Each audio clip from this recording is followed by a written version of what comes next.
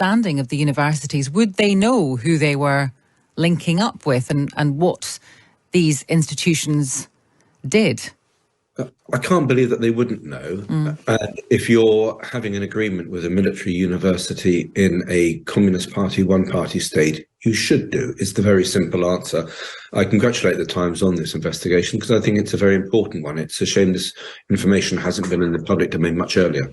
I'm just looking at some of the examples. There are dozens of universities, including 4 from the Russell Group. Cambridge is among those to have signed agreements with Tsinghua, the alma mater of President Xi, which has been accused of developing voice recognition technology linked to human rights abuses in Xinjiang.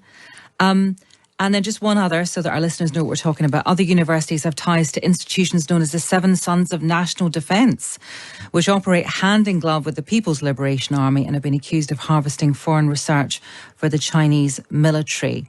How much of this is a kind of hangover from a time when UK-China relations were very much encouraged under David Cameron and George Osborne, and how much of this is financial necessity, do you think?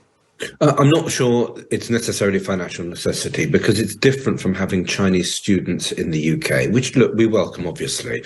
This is about the elements of the Chinese state, because the idea that a university is a free and open institution in a one-party state is not, is really for the birds.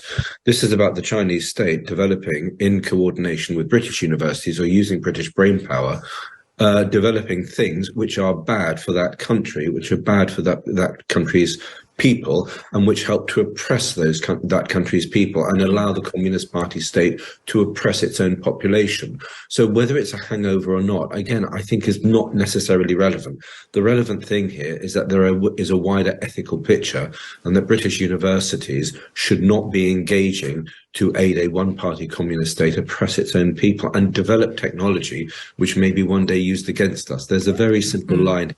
As regards to the golden era, I mean, that was a long time ago now. And I do think that, if there is a moral relativism behind some of these decisions, well, it doesn't really matter. China's no different from us. Actually, China is very different from us.